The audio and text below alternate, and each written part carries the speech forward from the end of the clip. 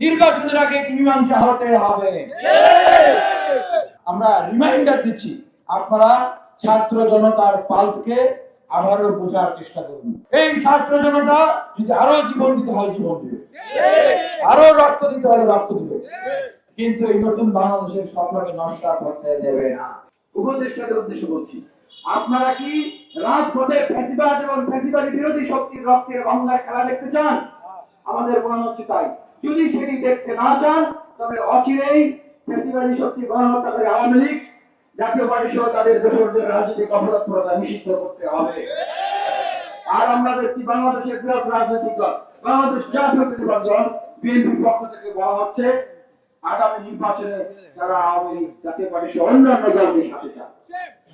এবং গতকালকে আমরা দেখেছি আমাদের মাননীয় প্রধান উপদেষ্টা তিনি একটি কথা বলেছেন যে বিএনপি বৃহত্তর তারা নাকি রায় দিয়ে দিয়েছে আগামী নির্বাচনে আওয়ামী লীগ থাকবে, তাই তিনিও বলছেন আওয়ামী লীগ থাকবে। তাহলে একটি বৃহৎ রাজনৈতিক দল তারা একটি কথা বলেছে, সেটি কিভাবে রায় হয়ে যায়?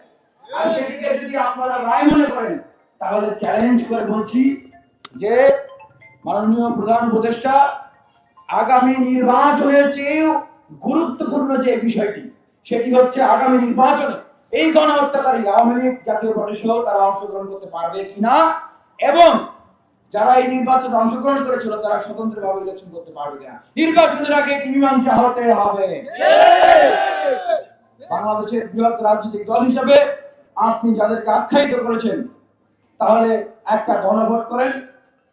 তারা যদি বাংলাদেশের মানুষের পালস বুঝতে ব্যর্থ হয়, কোটি কোটি মানুষ যে এই গণহত্যার সাক্ষী, কোটি কোটি মানুষ আওয়ামী লীগ এবং তাদের দোসরদের যে নৃশংসতার সাক্ষী, সেটি যদি তারা এত অল্প সময়ের ভিতরে ভুলে যান, তাহলে একটা গণভোট হয়ে যাক যে আগামী নির্বাচনে আওয়ামী লীগ এবং জাতীয় পার্টি এদেরকে মানুষ চায় কিনা। পাশাপাশি যে বৃহৎ রাজনৈতিক দলের কথা বলেছেন, যারা দুহাত বাড়িয়ে এই গণহত্যাকারী ফ্যাসিবাদীদের প্রতি হাত বাড়িয়ে আছে যে তারা আসবে, তাদেরকে মুখে জড়িয়ে নিয়ে ইলেকশনে যাবে, সাথে আরো একটি জিনিস যুক্ত করে দিবেন যে তাদেরকেও বাংলাদেশের এই বিপ্লবী ছাত্র জনতা আগামীতে পার্লামেন্টে দেখতে যায় কিনা। তখন প্রমাণিত হবে যে বৃহৎ রাজনৈতিক দল আসলে তাদের জনসমর্থন কতটুকু আছে। তাই বলতে চাই, এই গণ অভ্যুত্থান পরবর্তী বাংলাদেশে আমাদের ফ্যাসিবাদের বিরুদ্ধে লড়াই করা প্রত্যেকটা শক্তি ঐক্যবদ্ধ হয়ে কাজ করতে হবে।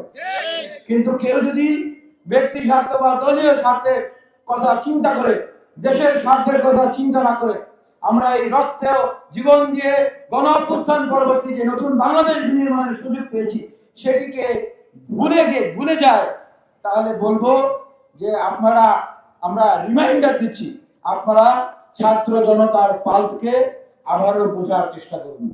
গণ অভ্যুত্থানের পূর্ববর্তী বাংলাদেশ আর গণ অভ্যুত্থানের পরবর্তী বাংলাদেশ এক নয়, সেটি বোঝার চেষ্টা করুন। দেশ অথবা দেশের বাইরে কোন শক্তি, অপশক্তি এই গণ অভ্যুত্থানকে যদি নস্যাৎ করার চেষ্টা করে, স্পিরিটকে নষ্ট করার চেষ্টা করে, এই ছাত্র জনতা যদি আরো জীবন দিতে হয় জীবন দিবে, আরো রক্ত দিতে হলে রক্ত দিবে, কিন্তু এই নতুন বাংলাদেশের স্বপ্নকে নস্যাৎ হতে দেবে না। আমরা সুস্পষ্টভাবে এই ঘোষণা এটি জানিয়ে দিচ্ছি দেশের মানুষের কাছে। এবং আমরা আমাদের যে ছাত্র বন্ধুরা রয়েছেন, আসিফ মাহমুদ, নাহিদ ইসলাম, তাদের কাছে আমরা বলতে চাই, আপনাদের পিছনে কি কেউ বন্দুক ধরে রেখেছে? আমাদের বলেন, আপনাদের কি কেউ ভয় দেখায়? দেশীয় আন্তর্জাতিক শক্তি? আপনারা আমাদেরকে বলেন। আপনারা আওয়ামী লীগ নিষিদ্ধ করতে যাচ্ছেন, আসিফ মাহমুদ বললেন যে বিভিন্ন দূতাবাস থেকে নাকি আওয়ামী লীগের পক্ষে কথা বলা হয়।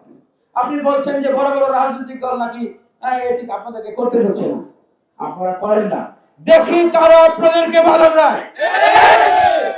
এই ফ্যাসিবাদ বিরোধী বিপ্লবী বাংলার ছাত্র জনতা আপনাদেরকে রক্ষা করার জন্য, অন্তর্বর্তীকালীন সরকারের ভেন্ডা হওয়ার জন্য, নতুন বাংলাদেশকে বাস্তবায়ন করার জন্য আরো যদি জীবন দিতে হয় আমরা প্রস্তুত আছি, আরো যদি রক্ত দিতে হয় আমরা প্রস্তুত আছি।